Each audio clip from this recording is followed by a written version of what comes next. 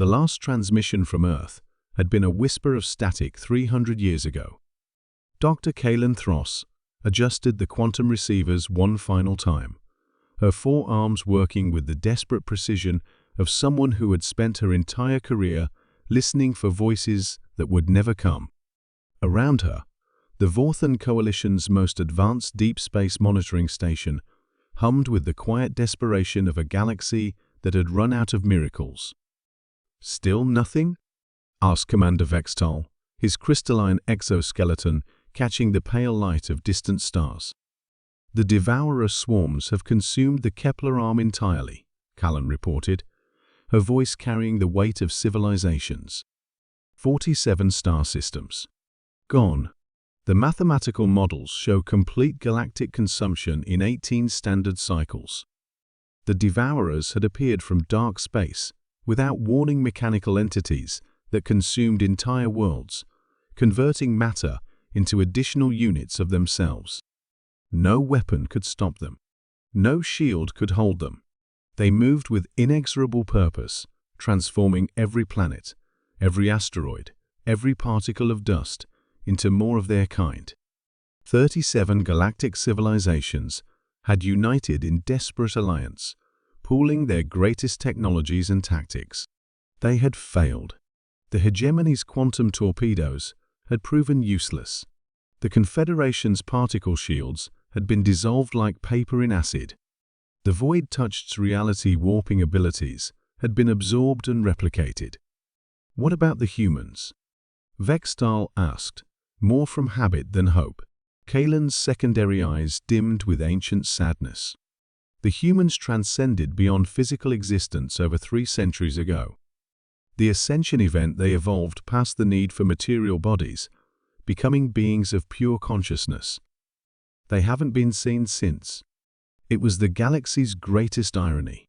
Humanity, once considered the most stubborn and materially bound species, had been the first to achieve transcendence.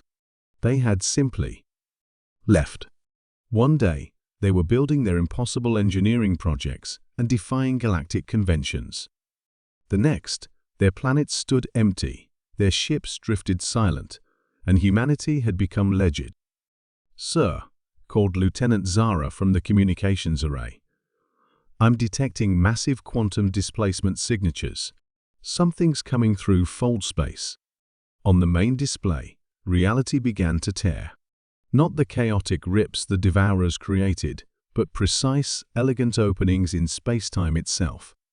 Through these apertures came light, not the harsh radiation of stars, but something warm and familiar that made every species' hearts quicken with recognition. The first ship emerged. It wasn't built so much as grown, its hull flowing like crystallized thought made manifest. Organic curves integrated seamlessly with geometric precision, creating something that existed at the intersection of art and physics. As more vessels appeared, the watchers realized they were witnessing something unprecedented: ships that functioned on principles beyond their understanding. "By the ancient codes," Vextal whispered. "Those designs. The quantum signatures." "Human," Kalen confirmed, her instrument struggling to process readings that defied conventional physics. But not as we knew them. The transmission came on frequencies that touched minds directly rather than mere communication arrays. When the voice spoke, it carried harmonics of 1,000 souls speaking as one. "To our friends among the stars, we have heard your call across the dimensional barriers. We are coming home." Captain Sarah Delacroix materialized on the bridge, not beamed aboard, but simply willing herself into existence. Her form was recognizably human, yet transformed, composed of patterns of energy that maintained perfect coherence. When she spoke, her words created ripples in local spacetime. "I apologize for our absence," she said, her voice carrying impossible warmth. "When we transcended, we thought physical reality was a limitation we had outgrown. We were wrong." "Captain," Kaylin managed, her scientist's mind reeling at the implications. "The devourer swarms. They're unstoppable. Every defense we've attempted has failed Because you're fighting matter with matter, Sarah interrupted gently. The devourers exist in physical space, bound by conservation of energy and mass. But consciousness operates by different rules. Through the station's viewports, they watched as humanity's transcended fleet engaged the approaching devourer swarm. The battle was unlike anything in galactic history, where conventional weapons had failed to even scratch the invaders' adaptive hulls. The human ships simply rebuked them. Devourer units that had consumed worlds found themselves unmade, not destroyed, but convinced at a quantum level that they had never existed. Their conversion protocols, designed to assimilate any material, encountered something they couldn't process: pure will backed by consciousness that had evolved beyond physical constraints. How? Vextol asked, watching thousand-kilometer devourer constructs dissolve like mirages. We learned that reality is more suggestion than law, Sarah explained. When humanity transcended, we thought we were abandoning the physical universe. Instead, we were learning to rewrite its fundamental rules.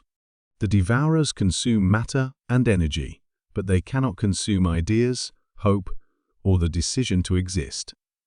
Across the galaxy, the impossible began happening. Consumed worlds restored themselves as human consciousness reached across dimensional barriers, convincing reality that the destruction had never occurred. Entire star systems flickered back into existence, their populations awakening as if from a brief dream.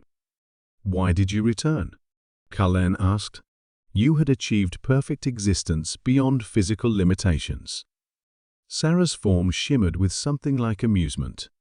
"Because we realized transcendence without purpose is just elaborate isolation. We didn't evolve past the need for connection, we evolved past the need for separation.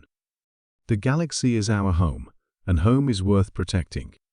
The last devourer unit simply stopped existing, convinced by the collective will of transcended humanity that its purpose was invalid. Across 47 star systems, lights began to twinkle back into being.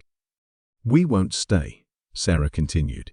"Physical space is too limiting for what we've become. But we'll be watching. We'll be listening. And whenever hope seems lost." Her form began to fade as the human fleet prepared to depart. "We'll remember that we're still human enough to care." The quantum tears in space sealed themselves, leaving the galaxy forever changed. In their wake, 47 impossible resurrections stood as proof that some things truly were stronger than death: hope, stubbornness, and the very human refusal to let good people suffer while you had the power to help. Humanity had returned from the heavens, not as gods, but as themselves evolved, transcended, but still impossibly, recognizably human.